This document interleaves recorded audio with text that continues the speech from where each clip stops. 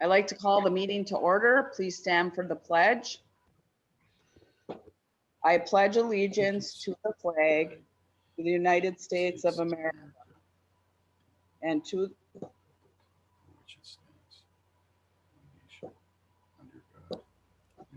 go ahead. Something's wrong with this. And to the republic for which it stands, one nation, under God, indivisible, with liberty and justice for all. I'm sorry about that, guys. All right. Kind of went dark and then screwed me up. All right. Roll call, Trish. Mrs. Brew, Here. Mr. Kramer, Here. Mr. Marraro, Here. Mr. Oja, Here. Mr. Pop. Here. Move on to the approval of the agenda. Make a motion, we approve the agenda. Support. Mr. Kramer, Yes. Mr. Marraro, Yes. Mr. Oja, Yes. Mr. Pop, Yes. Mrs. Brew. Yes.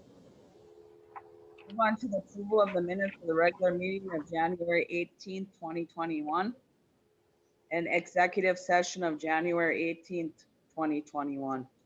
I make a motion, we approve the regular meeting of January 18th, 2021.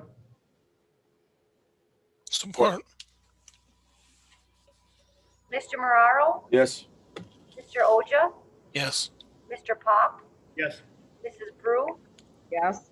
Mr. Kramer. Yes. I make a motion, we approve executive session of January 18th, 2021. Support. Mr. Oja, Yes. Mr. Pop, Yes.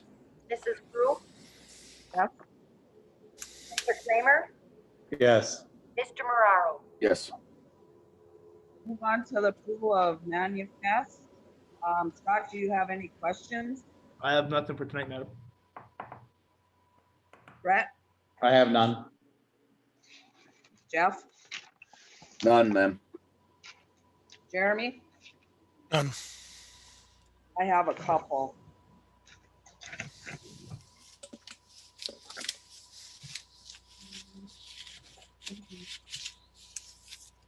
On 4 of 7 under hydro plant. For that Sturgeon Falls 2020 FERC compliance. That's not our FERC license again, right? No, that's that agreement that we have with Mead and Hunt, where they help us with different compliance issues and submittals. Okay, were we out of the window that we needed them again? No, Or did it happen? we've got some things. This is the time of year where we have some submittals. We have one submittal that's due at the end of January. Okay, and then a couple down hydro supplies for 670.11 and 2695. Do you know what that was for or what it is? I don't, but Scott is on. Let me move him over.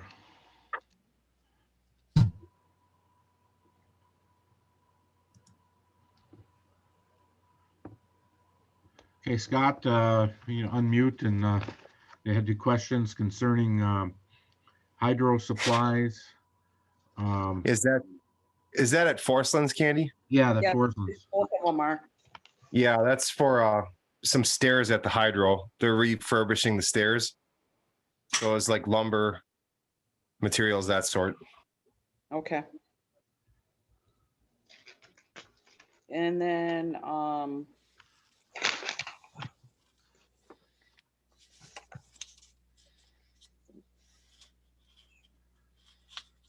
oh, well, as long as you're on there, Scott. I see that we bought a 18-volt drill impact kit from Forslands. Yes. Was ours broke or something that we Yeah. replaced? Ours, we have 12-volt DeWalt's that are, they got to be around 10 years of age, and the chucks are stripping out and the batteries are obsolete. So we went and got a combo kit for the orange bucket truck. Okay, All right, thanks, Scott. Yep. And then under wastewater fund, MJ Electric heat tape installation at what WWDP for $2,000. Yeah, that was that CSO. We had that approved, gosh, in the fall, I believe.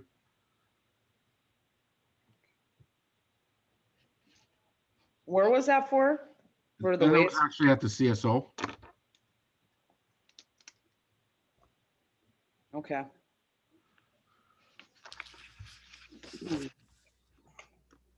That's it. Do I have a motion?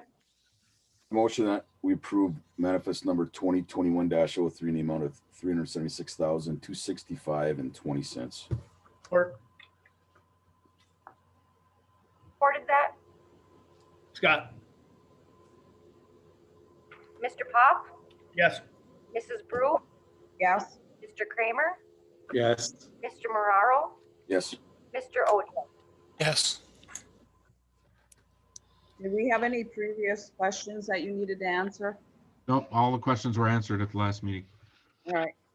Anyone wishing to address the council on agenda item only will be unmuted and given an opportunity to make their comments. For participants on Zoom, you can use the raise your hand feature and the host will initiate the unmute. For telephone participants, hit *9 to initiate request to speak. State your name and address for the record.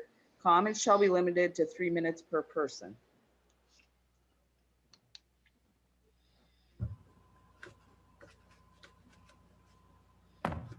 Okay, no one's raising their hand, so we can move on. We'll move on to appointments and presentations. Okay, thank you, Madam Mayor. On the first presentation, we have Mr. Tom Asp from PSE. He's going to give us a presentation on the fiber to the premises project that we were awarded through RD, Rural Development. So Tom, I can turn it over to you. Okay, sounds great. And I'm trying to share my screen and it says host disabled. Yeah, so I need to share the screen with you. Okay.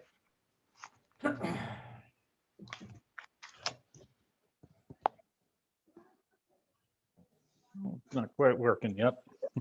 No.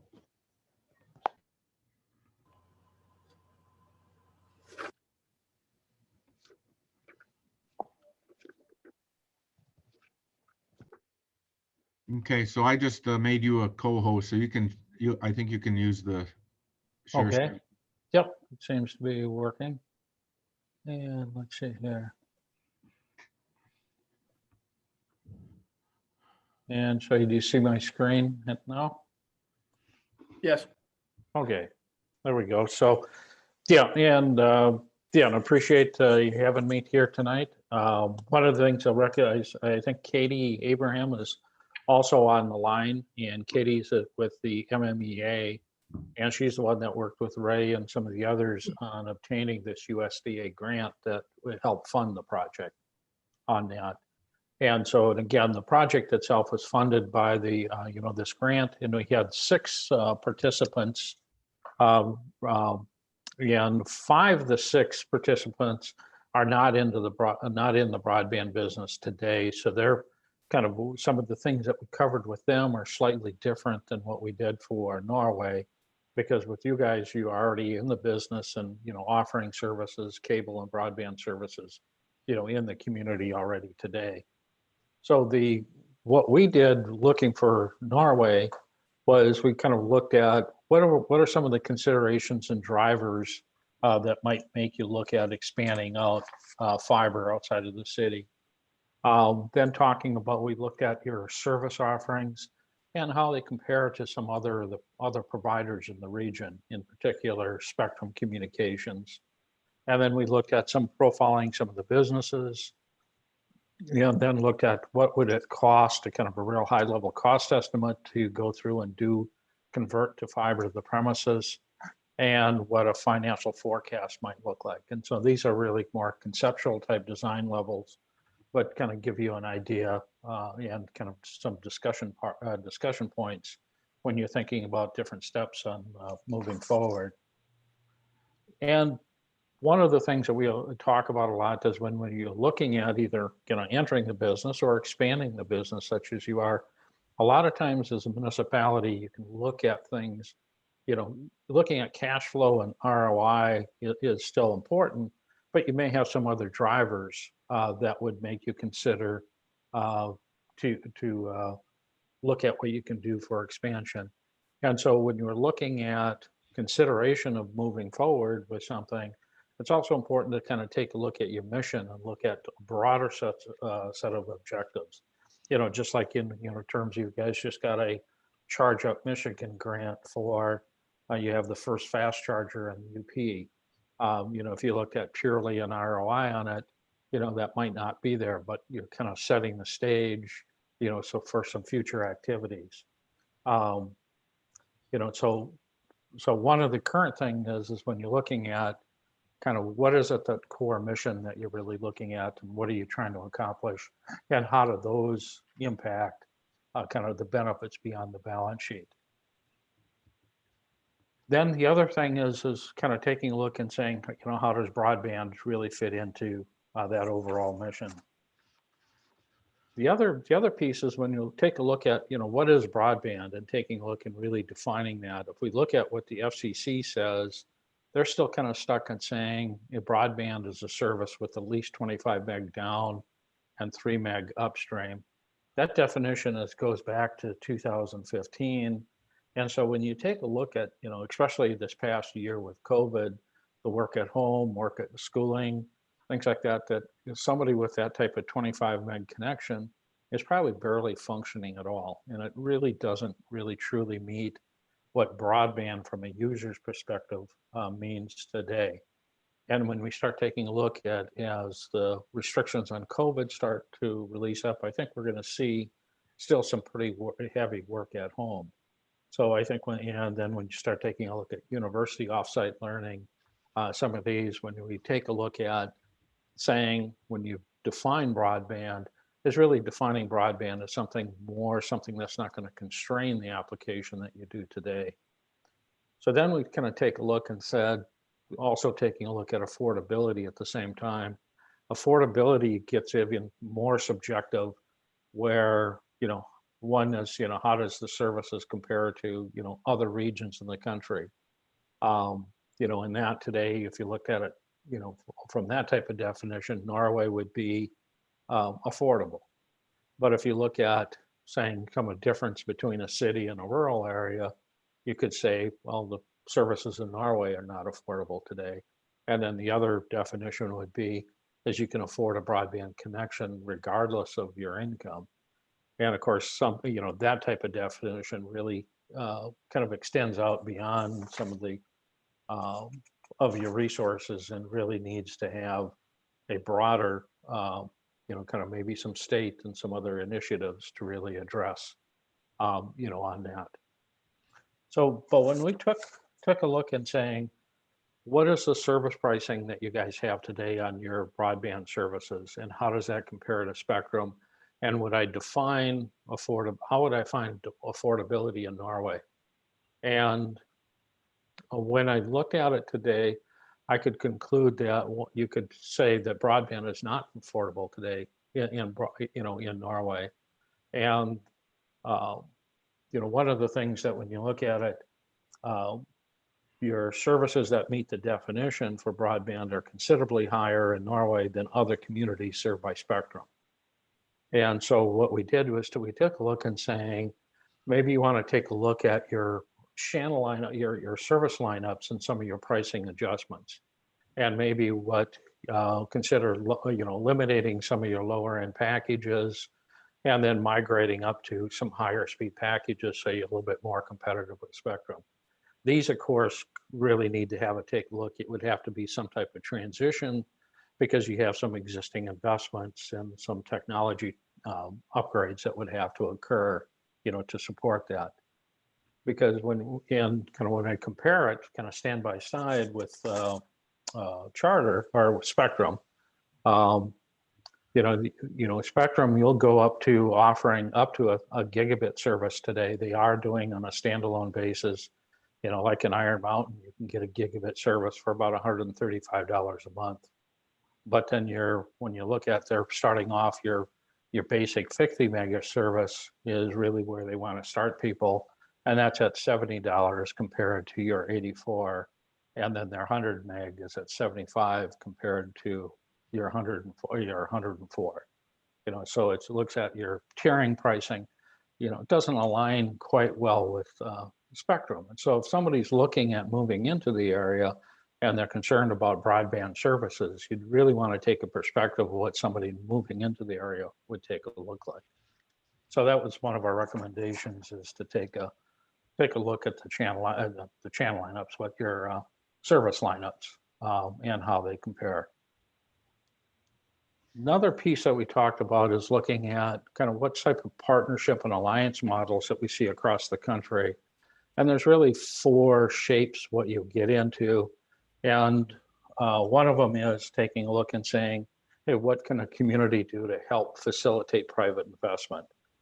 And the other is taking a look at saying, I have certain assets, like poles and types of physical assets that might be able to be leveraged by a provider to help improve the service.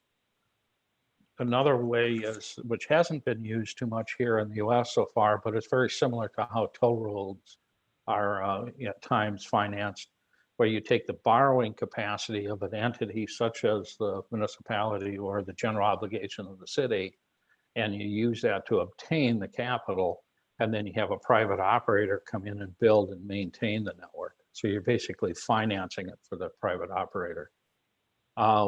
And then another one is actually what you guys are doing today, which is probably the most popular, which makes a lot more of the sense, is where you're kind of owning the infrastructure, but you bring in some operational support to help manage, and especially some of the technical sides of the business, and a lot of times the sales and marketing as well. And so you're already using that type of approach with Astria Connect today. Another step we did was taking a look at the business, looking at the businesses that are in Norway, and take a look at what potential opportunities may exist there.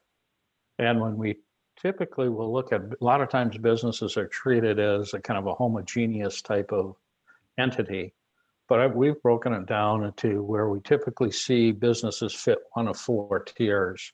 And the tier 1, or the real high-end customers, are ones that are really not very price sensitive. They're more sensitive in performance, availability, service level agreements, and they're tending to be willing to pay $1,000, $2,000, $3,000 a month for a connection, for a broadband connection.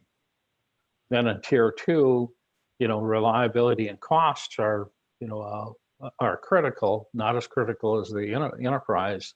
And they're kind of more something that, like a cable modem service, really doesn't fit their bill, but a Metro Ethernet with full SLAs is a bit of an overkill.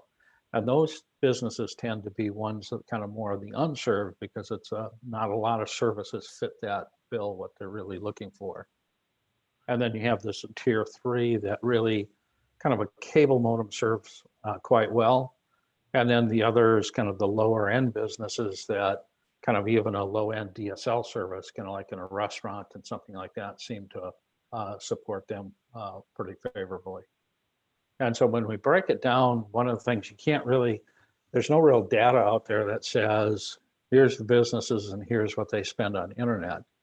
But we are able to buy a database that had a list of all the businesses in Vulcan and Norway. And we're able to break it down into, what's the size of the number of employees and what they spend on telecom each year. And the telecom spending includes internet, telephone, and other telecommunication services. So when you look at about the 100 businesses that were reported, you had about 60 of those that are spending less than $2,000 a year on their entire telecom budget. Whereas you had one business that was spending over 250,000 in telecom, another business spending in that 20 to 50,000. So we kind of break those down into, kind of what type of tiers might be. And I think the other thing with businesses, what we see is we're kind of shifting, and should we be looking at businesses also to include what people are going to be needing at home? And especially when you're looking at and tying it into some economic development efforts. And so on one end of the spectrum, you may have, be trying to look at and reaching out and attract individuals that, want to move away from the larger city, move into a little bit more kind of a quality of life environment, but they, so they'd be able to, work at home, but they need to telecommute. And so what type of data connection do they need at home, really to support that? And then there's also kind of the whole bundle of saying, how can you bundle kind of a, high-end service and kind of support the availability, speed, green power, and kind of a little bit different twist and type of marketing. So I think one of the things that COVID is doing is kind of changing that dialogue of what do we really consider a business, because a lot of times that home now is becoming kind of a business center that you need to support as well. So from that, one of the things that we looked at was saying, okay, what would be, where would be looking at a high level design and cost estimate to convert to fiber. A lot, and a lot of the territory here is expanding out, into some of the more of the unserved area where Spectrum is not serving, nor is Norway serving. We do see some potential threat of some wireless providers moving into it, and they've been spurred on with some of this, what we call this RDOF auction, and some of the funds coming from the FCC. So you are going to see, I think, start seeing more wireless built out here. But I think one of the things with fiber, kind of the first to the market with fiber is likely going to get the customer to stick, because the performance level that you can see more with wireless, with fiber than with wireless service. And then we looked at, on the fiber to the premises, we looked at two types of models. One is a retail model, which you'd offer retail services, and very much like what you do today. And the other is what we call the dark fiber or dark fiber to the premises model. And it's pretty similar to what Huntsville, Alabama has done. And I'll talk a little bit more in detail that in a second here. So the first layer, if you look at, what is it going to, what was the high level cost estimate to deploy fiber to the premises? And you're looking, depending on make ready and some of the assumptions, in that $3.8 to $5 million range, which would include all make ready costs onto that. From the cost per passing cost, you're kind of on the high end of most, not on the high end, but kind of on the, you're kind of in the high end of the mid-range cost range. So we see across the country, we have seen passing costs up in the $5,000 to $6,000 per passing range, but those are in a very rural area. But then we see more in kind of more of a suburban type areas. We have seen down in the $900 to $1,000 price range as well. Now, the other costs that you would see with this is you're looking at the drop costs, the ONT or your CPE costs. So you're looking at about just under $500 on an average drop cost, and then another $400 to $500 for the equipment that would be installed in the house. And then you have core electronics and some special equipment and such that would have to be added to it. And what we came up with is, in order to cash flow it, the model, you would need about a 40% take rate in order to do that more out in the rural areas as well there. And the 40% we computed on not if that was reasonable as a take rate, but basically saying this is the take rate that you would need for cash flowing it. Then the other one here is what we call this dark fiber model. And that one is more one where the municipality will go out and just build the dark fiber, just build the fiber infrastructure. You won't do any electronics, you won't put the network, and you just lease that infrastructure to a third party.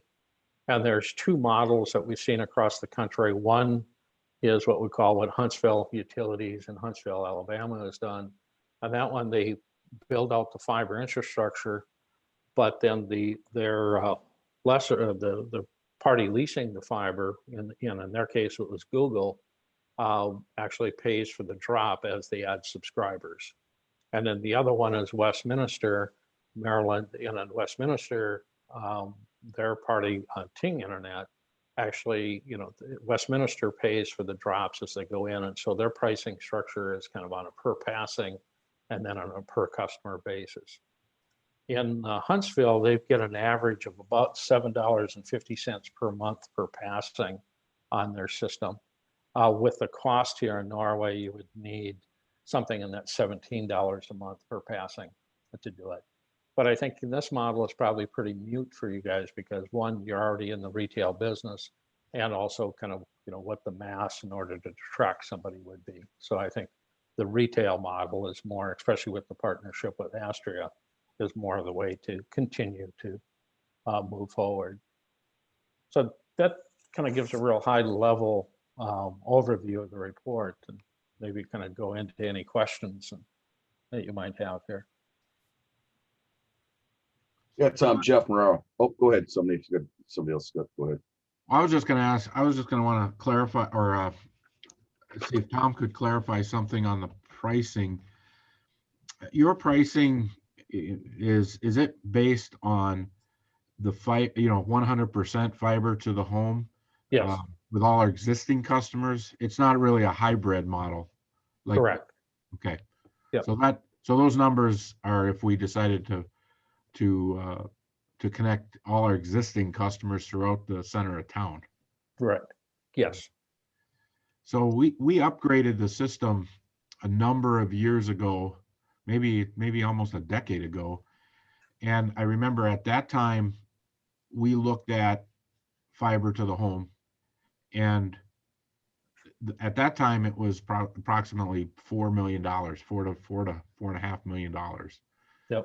So to kind of guess, that's why I was assuming that that's what you meant by that. So we could do a hybrid where we don't have that level of cost, and we're just looking at the new areas, the extensions, or where we have somebody that needs to have on a case-by-case basis. Yep. And I think that would be more the wise rather than a, global change out, kind of go in to say, okay, here's some opportunity in this region to cover and kind of strategically kind of start populating out. And then that way you kind of hit a couple of target areas, you build up some cash, and then you build out again, and kind of methodically, go out that way. Okay, Jeff, I'm done. That was my question. Yeah, I'm looking at this build price. Basically, it's engineering estimate. I understand. If you take your mid-level pricing, and you figure in your $856 per drop, just instead of worrying about the business part, you're probably looking at about engineering's estimate of 6.429 million. Obviously, our system is adequate. Yes, there's some unserved areas, but as Ray mentioned, I'm much more apt to want to see something in a fiber deep model, reducing node size, increasing speeds that way, and also new build extension areas where you could put fiber out in extension areas, I guess, as we know it's all going there, and kind of have a blended model moving forward to not only increase our footprint, but to keep up with technology. Yep, exactly. I'd agree with that. And you're expanding. And I think when you look at expanding out, one of the things, especially in the rural areas, you can get, with the fiber and GPON type architecture, you can, probably build out fiber there in areas that you know, kind of avoid some of the line loss and such like that. with the Correct. cable. Correct. Yep. Definitely. Yep. So Tom, I know Biden's administration just got in there, but I am hearing things that he wants to increase the rural funding available again for these type of projects. What's your take on the temperature for the upcoming, 4 years? Yeah, there's Any ideas? yeah, the crystal ball there, it's a guess at this point in time, because one of the big things is they just completed, the latest round of the RDOF grant, and they've done 2 years in a row of the Reconnect grants. And so there's getting more and more of the funding that they've done for the rural areas already. And it's starting to get sparser and sparser where they are. Now, I think the wild card is, which would really be contrary to a lot of what the awards that they've done already, because they set the FCC definition for these grants at 25.3. And are they going to come back now and change that definition and say broadband is now 100 meg and just start doing other grant rounds that compete with the existing grants that they've done, onto that. So that I think there's some some interesting dynamics that are going around, onto it. But I think in the immediate area, I should have looked at that, but they're just starting to release the RDOF winners onto that. They just started releasing those on Friday. And so it'd have to take a look, and that area, your expansion area, did anybody get RDOF money for that expansion area? Yeah, And I would agree. If they want to kick it to 100, 110, they're going to have to start throwing some real money around. There's no doubt about that. Yeah. Okay, I think I am good. Thank you. Any other questions?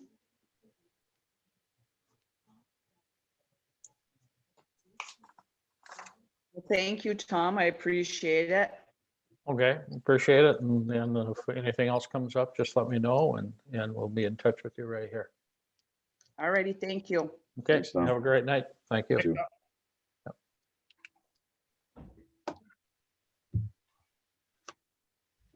All right, we'll move on to ordinance 440. Okay, I actually had the three ordinances here for first readings. The first was 440, which is the zoning code. We talked about the when the township pulled out of our joint agreement in the fall. We said we're going to need to update the ordinance, especially just housekeeping to make it back to a city-only ordinance, and that's predominantly what we did. What I did put in your packet is the highlights, not the ordinance itself, not all of the strike and bold. I think that something that we have on our webpage that you can go review. So what I did was I gave you, the Planning Commission has been working on this ordinance for the last couple months. We've been going through, obviously there's some areas that, since we are making an amendment, where this is going to be a whole new ordinance since we're switching over, but in essence it's an amendment because most of the language is going to stay the same. We reviewed some of the districts, or mainly we added back in the agricultural district, and that was due to the needs that we have for with the new marijuana rules that grows it's mandatory that we have them in ag districts.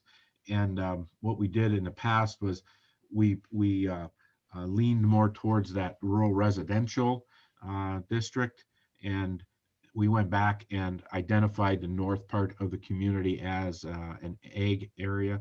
So that was a change. And then they did look at the sizing of the rural residential, the minimum lot sizing, and I think there was a view that these are areas that typically, or that have septic and well. And so they said, well, we had a 2.5 acre minimum, and they said, let's put that down to 1.5 acre for these areas. So you have to take a look at the map, which is also on the webpage. That map will show you the two different districts. We from a district standpoint, that's predominantly what we did. Another area that we touched on was just some of the definitions. We had to add in the marijuana language. This is not the marijuana ordinance that's going to be coming to the council in a few weeks, in a month here. This is the ordinance. This is just strictly the zoning side of it. They can't move forward until the council reviews and passes the actual authorization ordinance, and that has more of the how do we handle the permits when they come in. So this is a pretty simple. It's actually the zoning side of it's pretty simple of which areas we're locating them. And the Planning Commission reviewed that. They've been actually looking at it for a couple of years because they started with the medical. So they were well on their way of having an opinion on if it does come that we had locations. And we predominantly stayed with the business 3, business 4 districts and the industrial and agricultural districts. So we didn't open it up a whole lot. Or they didn't decide to open it up a whole lot on the district side. So I gave you the breakdown, again, a simple breakdown of the types of issues that we've identified. We added some charts because I noticed that in the ordinance, it was confusing to go through the sizing for signs. And so wanted to add some charts to make it easier. So we did that. So as far as the readings go on this particular ordinance, we have a public hearing that's already scheduled for the Planning Commission on Wednesday night. Again, that will be Zoom, and it's required to have a public hearing that can be handled by either the Planning Commission or the council. Does not have to be by both. If the council does choose to have their own public hearing, you can, and you just tell us to schedule it, and we'll set up for the council to have a public hearing for the zoning ordinance as well. But from a regulation standpoint, the one public hearing with the Planning Commission is basically what you need. And so we've got that set up for Wednesday night at 6:30. So do you anybody have any questions on the zoning ordinance?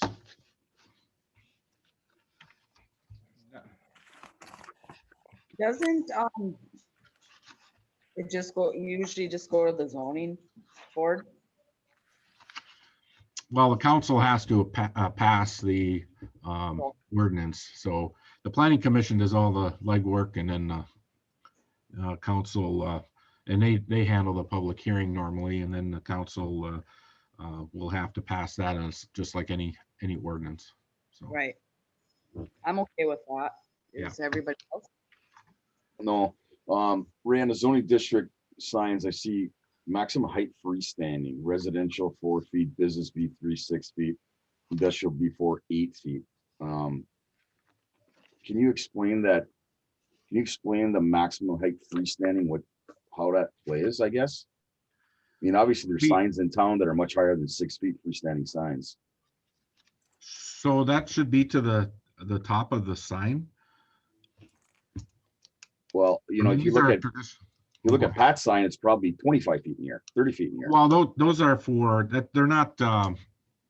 That's not for the monument signs. The ones that are up on the poles. Those are just for the signs that are on the ground-based signs. Oh, okay, all right. Yeah. That's okay. I understand now. That was my question. Thank you.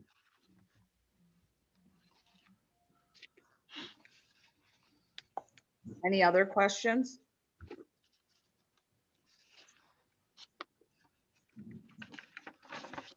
All right, we'll move on to ordinance 441. So this one was a request that was put out a number of months ago, and it deals with construction dumpsters. There's a case or two in the community where a construction dumpster had been in a location for an extended period of time with there's really no regulation on dealing with it. So in the solid waste, we came up with the simple permit that says if you put a construction dumpster, you submit this permit request, or you submit the permit. Traditionally with these types of permits, we don't consider them a zoning compliance permit. It's just a use permit that typically don't have a fee to them. It's just basically allows us to know what your plans are, and then we can set a timeline on it, or you tell us the timeline, and if we're okay with it, then we could sign the permit. But it does put a timeline on it, and this is out of the solid waste management, typical solid waste management ordinance that we have. So it's pretty straightforward. So just like I mentioned in the beginning part of the council report, that our charter does not require readings. Typically looked at the ordinance, we've looked at it, and we will have our own readings based on the level of controversy that might be befallen with the ordinance, or a brand new ordinance. What the council could on simple ordinances move forward, and our charter requires a certain language for posting it after, not so much the readings before. Typical new charters have first, second readings, public hearings, and the like. It actually gives us a little more flexibility on ordinance amendments that are housekeeping, and mainly in nature. So it gives us a little more flexibility that way. So again, it's this council's prerogative. If they so choose, they could move forward and enact the ordinance if they are okay with the way it's laid out.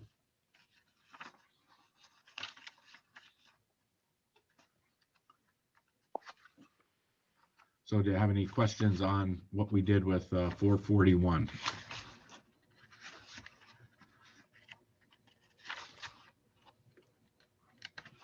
No? 442. Okay, so 442 is a really simple one. It was just something that came up where we looked at, we took our fireworks ordinance follows the state regulations. And one thing we noticed was that we can't be stricter than the state regulation, but we could be less stringent than the state regulation, which is 24/7. We can't enforce fireworks ordinances that are stricter than what the state says. And in the state regulations, it actually put a start date on the days that are allowed. We did not have a time, and so we thought, well, we'll add that, on the days that the fireworks are allowed, that you can't start till 11 a.m. That'll save somebody from starting to shoot them off at 6 a.m. So, and I talked to the police chief, and he likes that we're following the state regulations on it. We haven't had a lot of problems in this area. It's just a matter of housekeeping to follow the state regulations.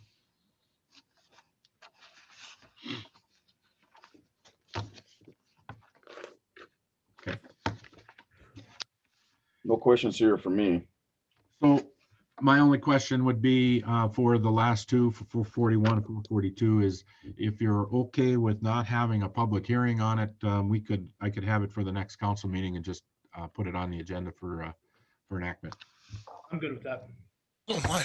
I am too. Okay, we'll do that. And that actually, timing wise, it takes 15 days for it. You'll approve it. It'll take 15 days for it to actually be enacted. We'll have it published within that time period. So then it'll be enacted for March 1st. Okay. Thanks, Ray. Okay. We'll move on to approval utility committee appointments. Okay, Yeah. so on this particular, this is the Electric Utility Board. I put in your packet for a couple months now, I've been kind of just making comment that I think that utility board, that electric utility board can be more advantageous to us if we just call it a utility board and bring water and sewer, mainly water and sewer issues to it as well. Talked with the board members. They like that idea. We had 2 new members that put in requests to be on that board. Jeff Gilroy and Brett By, both live in the community.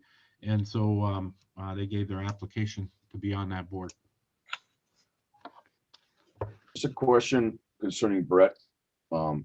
Brett works for one of our engineering firms that we frequently employ, doesn't he? Yes. Any conflict of interest there that we can see?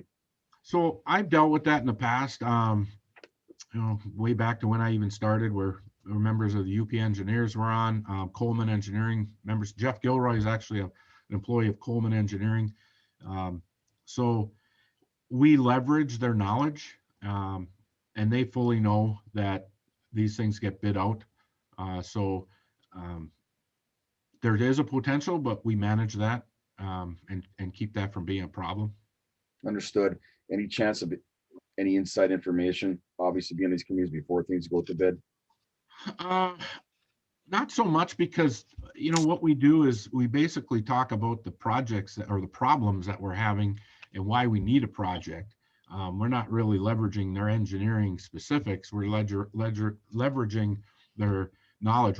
In fact, on the electric side, we've had some similar situations.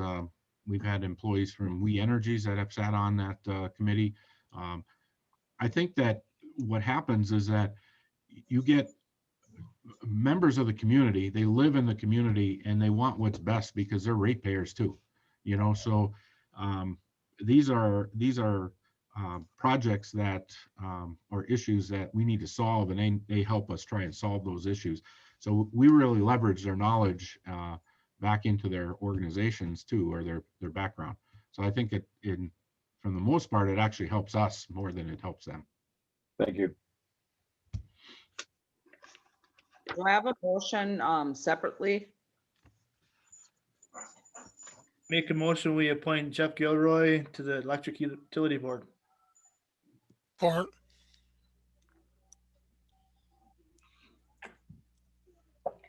Mrs. Brew, Yes. Mr. Kramer, Yes. Mr. Marraro, Yes. Mr. Oja, Yes. Mr. Pop. Yes.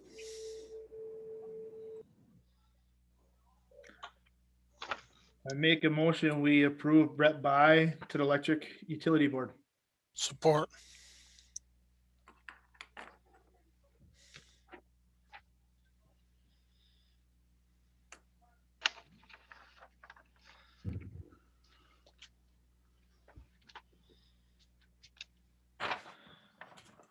Trish, you're on mute. Mr. Kramer, Yes. Mr. Marraro, Yes. Mr. Oja, Yes. Mr. Pop, Yes. Mrs. Brew. Yes. Then I also want to let everybody know, Grant is on there. He's having problems with his screen not working. So just so you know that Grant is still on there. We'll Madam move on. Mayor, Madam Yeah. Mayor, one of the other recommendations or suggestions that I've put out is that our council member Pop is on this committee representing the council, and I know it worked really well when we had another council member work with utilities, because it just, utilities are the biggest costs that we have and some of the biggest conversations. And so I think it would be good if we had 2. And so if there was another council member that was interested, I'm just making that suggestion. I would like to be on there if nobody minds. I'd like to make a motion, we approve Candy Or Brew to the utility.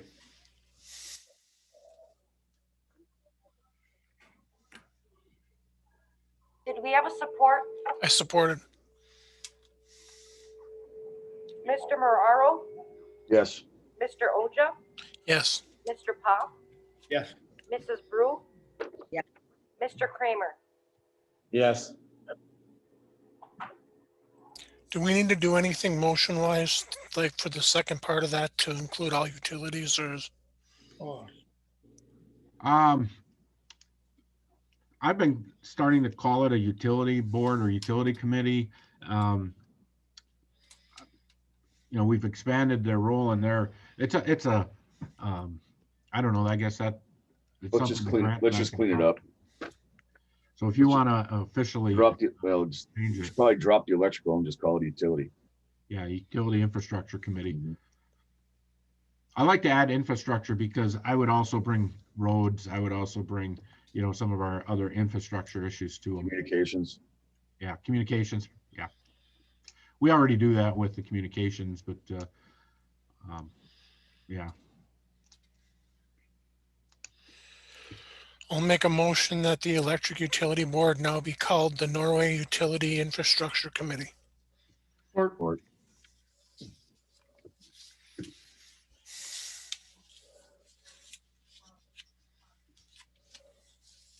Okay, Jeff, you supported? Yep. I'm having a hard time catching you guys. Okay, Mrs. Brew, Yes. Mr. Kramer, No. Mr. Marraro, yes. Mr. Oja, Yes. Mr. Pop. yes. Okay, we'll move on to communications approval, Sturgeon Falls Hydro Unit number 4 generator turbine distributor refurbishment.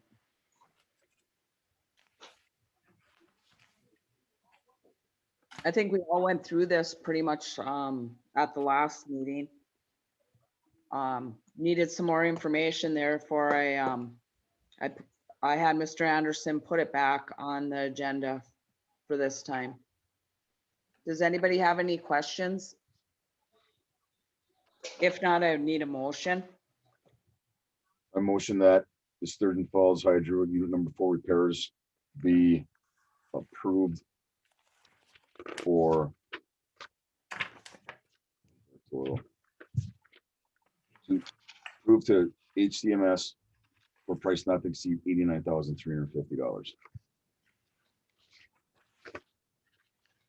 I'll Or, support. Mr. Kramer, yes. Mr. Marraro, Yes. Mr. Oja, Yes. Mr. Pop, Yes. Mrs. Brew. Yes. Move on to Sturgeon Falls Hydro spare electric switches. Okay, on this particular item, we had a switch that failed a month or so ago, and Mr. Hagee made a request to have inventory to upgrade his inventory to include their 4 switches that he wants to purchase.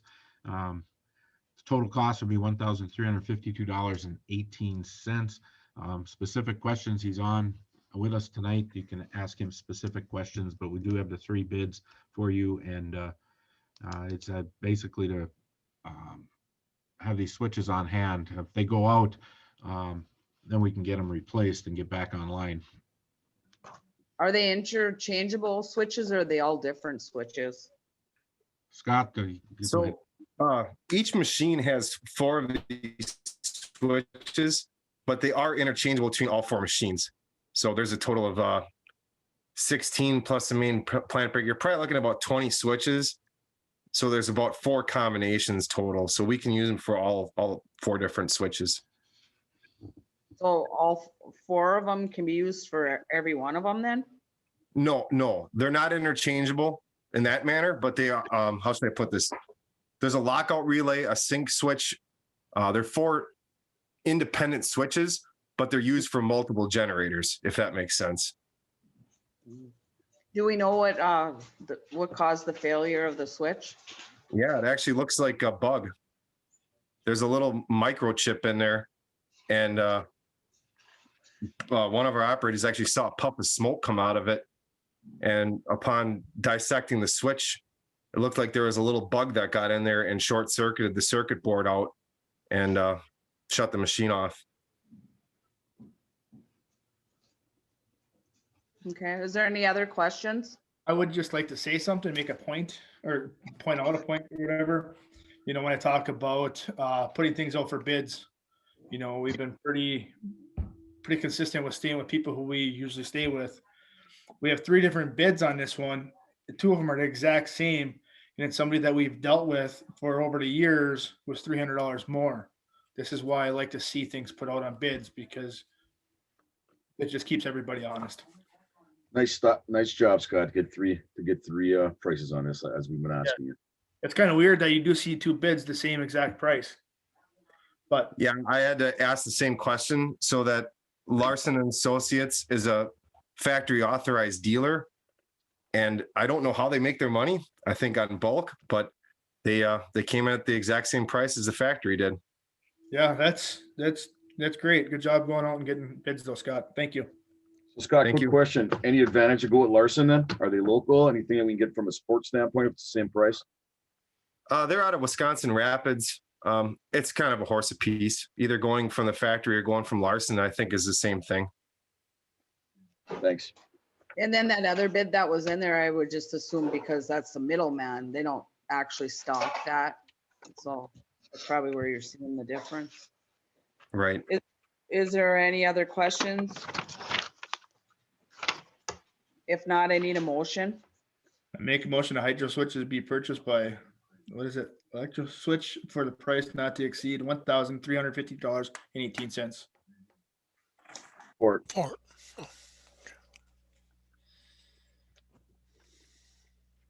Mr. Marrero, yes, Mr. Oja, yes, Mr. Pop, Yes. Mrs. Brew, Yes. Mr. Kramer. Yes.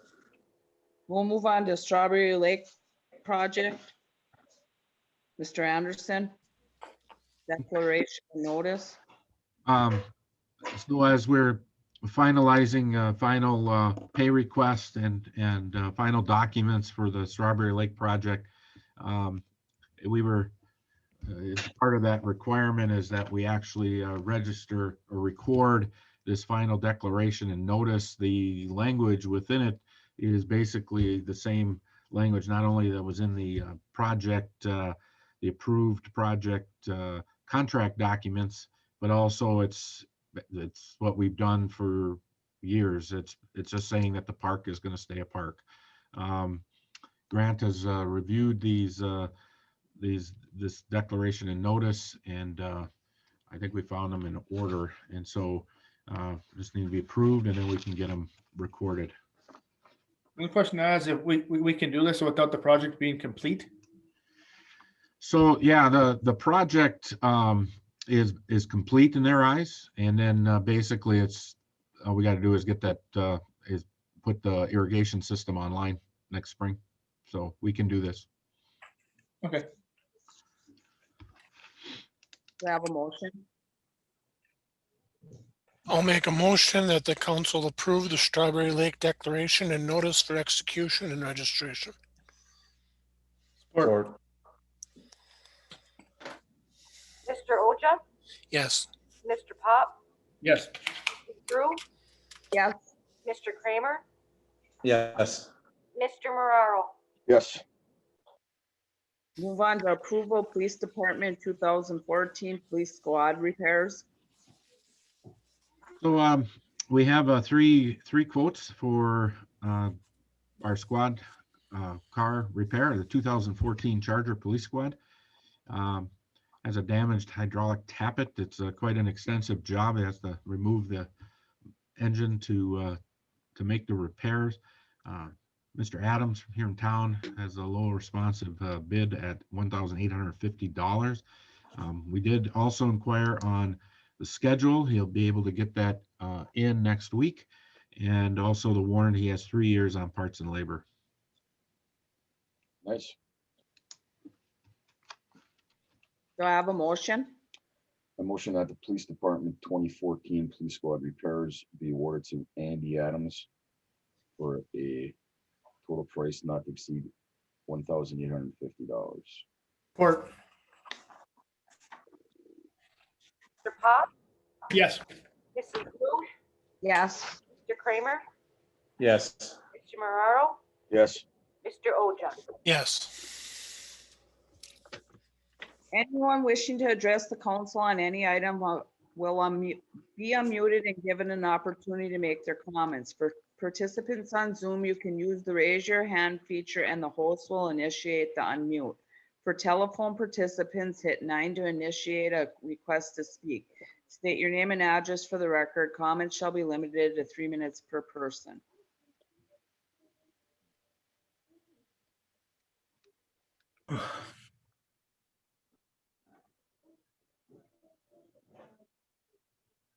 Do we have anybody? Nope, we don't have anybody, so.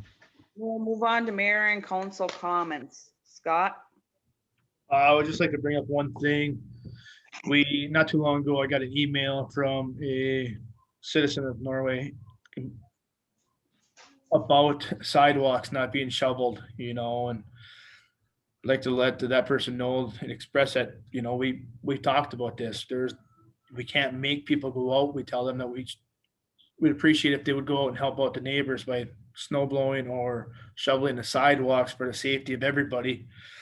We do have the machine that goes around, but it takes time for the machine to get to every street that possibly can get to. But once again, and I asked multiple times, just please, if somebody's out there, help your neighbor out, help anybody out across the street, just shovel the sidewalk so we can make it safe, so we don't have to walk on the roads. That's all. You're on mute, Candy. Thanks, Jeff. Brett? Just reason for voting no on utility committee. I think that when you put all the eggs in one basket for all infrastructure, there's other people on the council that would like to be supportive or in them conversations. And when you form that committee, if there's 3 of us involved, then you become a quorum. That's it. That's a very good point, Brett, actually. Yeah, it is.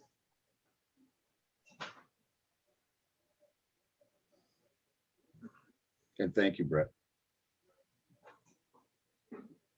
All right, Jeff? Yes, I'd just like to remind everybody that today, our governor has reopened some of our local businesses, bars and restaurants to capacity of 25%. And I would just like to, encourage folks to get back out there and, get back in the community, practice safe measures, but support those businesses as best you can. Also, I'd like to thank Scott Hagee, Mr. Anderson, and Madam Mayor Peru for bringing the number 4 turbine project back on so quickly, so we get that thing pushed through. Jeremy? I've got nothing. I have nothing tonight. Mr. Anderson? I have nothing tonight. Okay. Grant?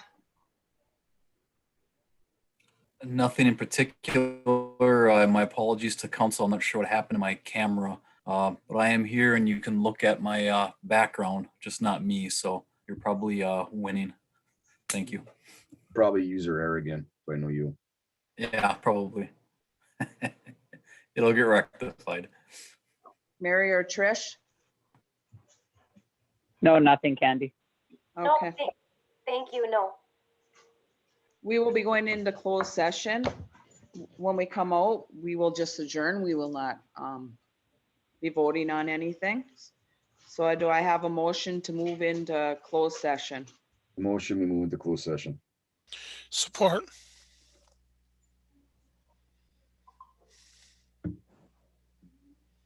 Mrs. Brew, Yes?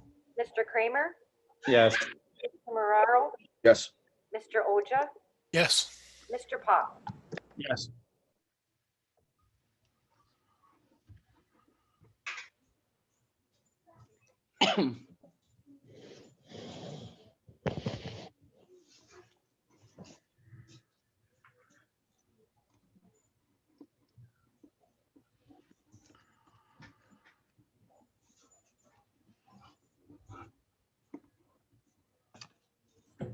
Okay.